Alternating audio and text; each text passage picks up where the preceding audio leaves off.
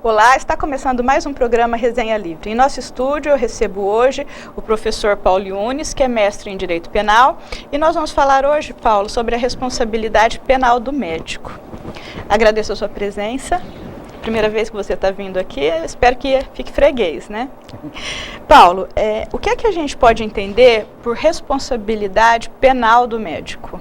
Bom, primeiro quero agradecer o convite, é uma satisfação enorme estar aqui, podendo contribuir com o conhecimento dos interessados em melhorar aí uma condição em que o indivíduo, através do conhecimento científico, possa se desenvolver.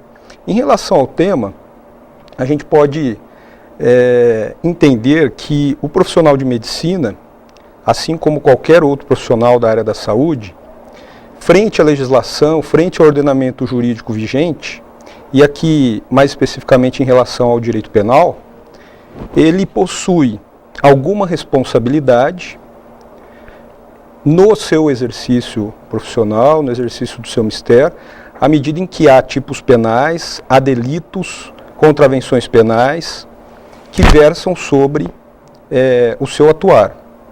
De modo que a gente pode dividir essa responsabilidade em uma responsabilidade de cunho geral, porque esse profissional pode recair sobre outras tipificações penais, outros delitos, como por exemplo um crime de lesão corporal culposa, ou até mesmo um crime de homicídio culposo.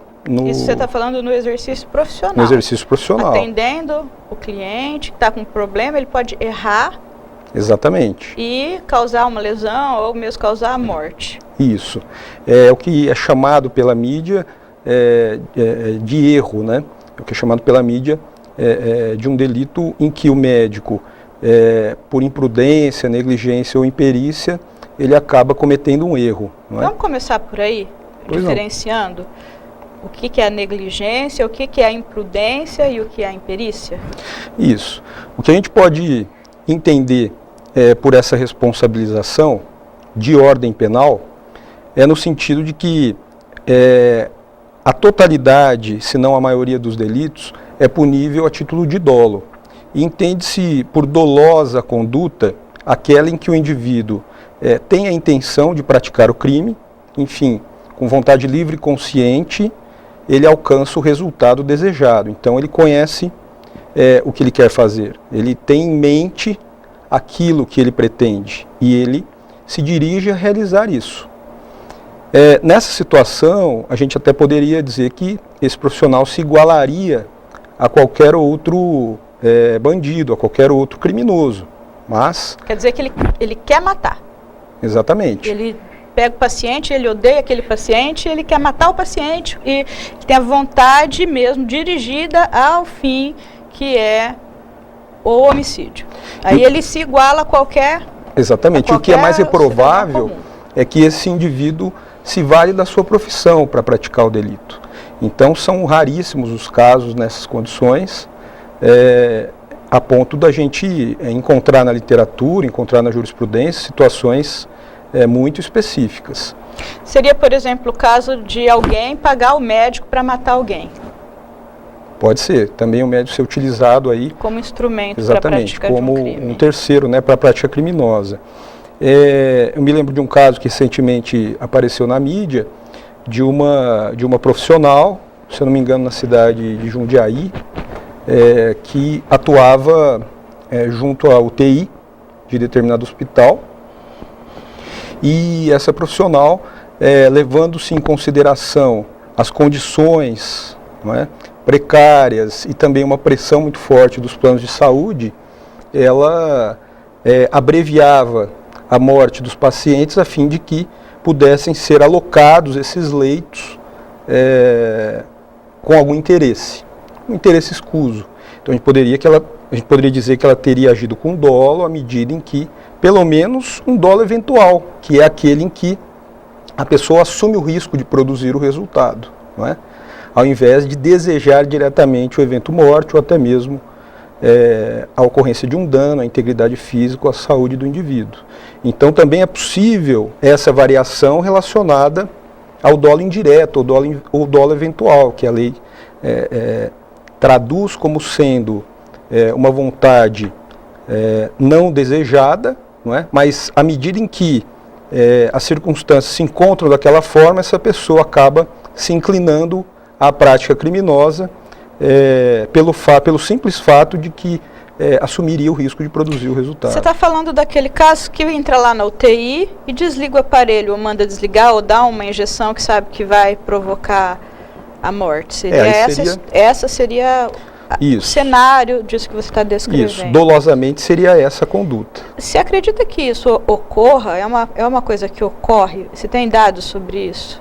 Não, eu acredito que isso aí é muito difícil de ocorrer. Mas infelizmente em alguns casos a gente encontra, alguns julgados a gente encontra nesse sentido. Isso é diferente, por exemplo, do que se chama ortotanásia? É diferente. Né? A eutanásia seria a forma ativa desse evento morte, que seria uma forma ativa. Quando se fala em eutanásia, se fala em um homicídio piedoso. Então, diante das circunstâncias, não é, a pessoa se sensibiliza e age buscando o evento morte. Ela se sensibiliza com a dor do paciente e age buscando o evento morte.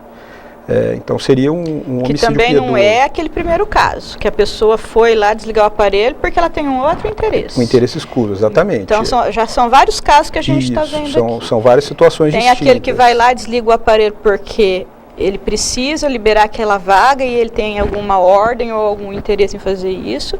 Aí é um homicídio. Que são mais raros, são casos mais raros. É nessa situação que eu digo que o indivíduo que se vale da sua profissão teria uma conduta muito mais reprovável do que um criminoso comum até, por que não? Né? Porque ele se valendo da sua profissão, ele teria uma facilidade maior para ter acesso, etc. E a pessoa está mais indefesa e vulnerável, né? Porque está ali deitada na cama, cheia de canudinhos. Isso, a vulnerabilidade é grande. Muito grande. Muito grande. Entendi. Aí essa segunda hipótese que você está falando é o médico que faz isso porque tem pena, é o homicídio piedoso, né? É o homicídio piedoso. O que acontece hoje muito nos hospitais do nosso país é a questão da ortotanásia. Isso, que já é uma outra coisa. Já é uma terceira situação. Né? Enquanto a eutanásia se trata de uma conduta ativa, né? Ou seja, a pedido daquela pessoa ou de seus familiares, esse profissional ou qualquer outra pessoa, né? Age levando à morte esse indivíduo por questões piedosas, obviamente, e há alguns países que toleram e que aceitam, não criminalizam esse tipo de conduta, como por exemplo a Holanda. Já numa segunda situação, a gente pode encontrar aí, e encontramos bastante, a ortotanásia, que seria uma modalidade omissiva, né, relacionada ao evento morte. Então, a ortotanásia, por enquanto, não está descriminalizada. Mas no projeto de Código Penal, que tramita no Congresso Nacional, há um item descriminalizando a conduta da ortotanásia. E também uma criminalização mais branda em relação à eutanásia. No entanto, é difícil de ser aprovado o Código Penal, em razão de outros fatores, né, que influenciam, uma questão social, uma questão cultural, religiosa, etc, etc. Mas em relação à ortotanásia, a gente observa que nos hospitais, ela vem se dando, ela acontece quando o médico contata os familiares e diz que não há mais o que ser feito. Não é? Há uma limitação científica, não é? E esse profissional acaba requerendo um posicionamento. Morrer. Ele deixa a pessoa morrer, é isso? Requerendo um posicionamento, exatamente. É o que a gente chama de a doença seguir o seu curso normal. Né? Quer dizer, não vai usar métodos extraordinários para sobreviver. Que seriam paliativos, né? Porque a própria ciência não dá mais conta de resolver aquela situação. Um exemplo disso seria quando o paciente, por exemplo, em estado terminal, vou falar um caso que eu vivenciei, com câncer em estado terminal, a pessoa para de bater e aí o médico não reanima. Exatamente. O que tem muito é isso, Acontece muito. Não reanima. Né? A família já deixou avisado, a hora que a pessoa realmente parar, não reanima, porque a própria natureza se encarregou dessa finalização. Isso, né? É seguir o curso normal da doença. Apenas não houve métodos extraordinários para prolongar a vida, mas não houve uma intervenção ativa no sentido de de encerrar. Agora, nesse momento, nós vamos aplicar uma substância ou... Isso.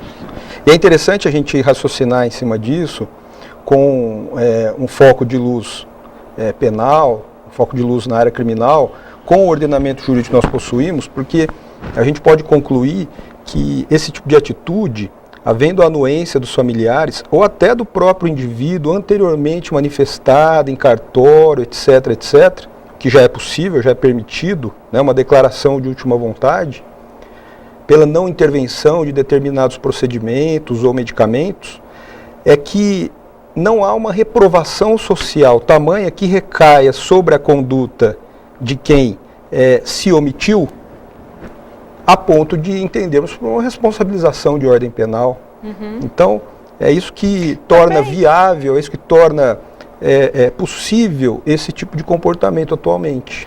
Também, Paulo, por trás disso existe a questão dos princípios, não é? Porque existe, de um lado, o direito à vida, mas é o direito, não é a obrigação, né? A gente Exatamente. Não tem a obrigação. É complicado, às vezes o aluno não consegue entender muito bem isso. Você tem o direito de viver, então, enquanto você está vivo, ninguém pode tirar a sua vida, mas você não tem obrigação. É por isso até que as pessoas podem tentar o suicídio, se não conseguirem também, não tem pena. Esse tipo de interpretação é feito sim, né, em âmbito penal, à medida em que você não encontra na legislação a impossibilidade de se retirar a própria vida. Não há criminalização nesse sentido. Então, se eu não quiser tomar um tratamento, tomar um remédio, fazer uma quimioterapia, eu quiser morrer, eu posso. Não sou obrigada a viver. Isso, mas aí já há uma...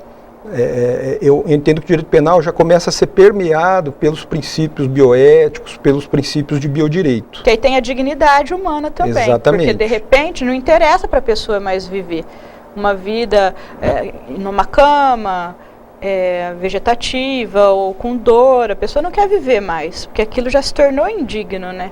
Sem dúvida. Hoje se raciocina a morte, né, como um contraposto, não é, viável ao indivíduo em relação à questão da vida digna e não em relação à dignidade humana única e exclusivamente, né? A gente observa que se a gente for fazer um raciocínio penal puro e simples, voltado à dogmática penal, garantista, etc., a gente não pode, em hipótese alguma, deixar perecer esse bem de relevante valor social que é a vida. Então a gente encontra todo um ordenamento voltado à tutela, à proteção desse bem. No entanto, se contrapor, não é, a esse bem em alguns momentos, em momentos específicos, voltados aí a uma interpretação relacionada a essa dignidade da vida, não é, a gente consegue estabelecer alguns critérios positivos para essa tomada de atitude, como esse que eu acabei de dizer relacionado à ortotanásia, né? Uhum. Na verdade, a ortotanásia ela se contrapõe à distanásia, não é? Distanásia é essa que seria o prolongamento da vida, não é? A qualquer preço, a qualquer custo. Seria manter, por exemplo, uma pessoa que já teve morte cerebral ligada ainda ao aparelho, ou aí já se considera que a pessoa está morta? A literatura... Isso é uma questão difícil também, difícil, né? Precisar. É difícil, porque a gente não pode generalizar, né? Por isso que alguns autores sustentam nesse evento morte ou nessa fase final uma ética privada e não uma ética pública, não é? Atribuindo responsabilidade ao próprio indivíduo que detém a vida, que fugiria um pouco aí da doutrina penal que eu vinha dizendo, no sentido de que esse bem, como um bem de relevante valor social, deveria ser tutelado e defendido a qualquer preço. Uhum. Então, realmente, é uma questão bastante difícil, né? O momento em que a vida começa e o momento em que a vida termina, são dois pontos, são dois marcos e que existe divergência ainda com relação a isso. Quando a gente pensa assim, não estou dizendo nem no direito brasileiro, eu estou dizendo assim, mundo afora, né? A questão de quando começa a vida. O início de vida para as ciências jurídicas no nosso país está atrelado a um conceito das ciências médicas, em que com a concepção dos gametas e a viabilidade de desenvolvimento, não é, desse óvulo fecundado, a gente pode falar que se inicia. Ou antes da implantação? Seria com a anidação, né? Anidação é quando faz o ninho ali. Exatamente, é quando ocorre útero. na parede do útero, né? Aninha-se o óvulo fecundado na parede do A útero. partir dali tem vida. A partir dali considera-se E a pílula com do dia vida. seguinte, então? O entendimento que se faz é que a pílula do dia seguinte, ela não alcança o óvulo fecundado após o aninhamento. Só antes. Exatamente, ela se antecipa. Porque leva um tempo para aninhar. Exatamente, leva-se um tempo. Então, quando há alguma interferência anterior, não é, a essa anidação, a gente não pode falar em um evento morte ou qualquer coisa então nesse sentido. Então não seria o método abortivo, né? Não seria um método abortivo. Que é o que a gente ouve dizer. Entendi. Exatamente. Aí depois que implantou, a partir daí, qualquer tipo de interrupção artificial é considerado um aborto. O aborto, na verdade, ele é definido como a interrupção da gravidez com a consequente morte do produto da concepção. Então é preciso que esse binômio esteja presente naquele evento, né, naquele acontecimento. Então não é suficiente que ocorra a interrupção. Se esse indivíduo nasceu com vida, não podemos falar em um aborto. Imaginemos uma gestação já adiantada. Ainda que precoce o nascimento, se esse indivíduo nasceu com vida, não há que se falar em um aborto consumado. Mas ele nasceu com vida, mas morreu depois, então aí é aí outro tudo tipo. bem, aí está dentro... Não, aí considera-se aborto, porque aí está dentro da cadeia causal, né? Ou seja, a ação e omissão foi desferida quando esse indivíduo ainda estava em formação no útero materno. Aí sim. Agora, de um outro lado também, só a morte do produto da concepção, sem que haja essa interrupção, pode não caracterizar um ilícito penal. Ele pode advir, essa morte pode advir de várias maneiras, várias causas. Não é? O médico que, por exemplo, faz o aborto, ele é sujeito à sanção penal. Exatamente. Assim como a mãe.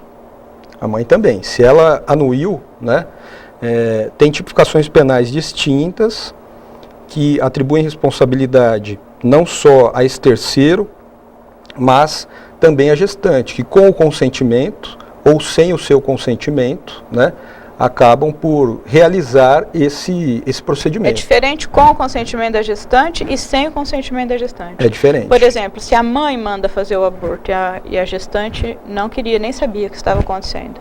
É uma situação. É uma situação. A mãe, da gestante e também o profissional que realiza o aborto, esses serão incriminados.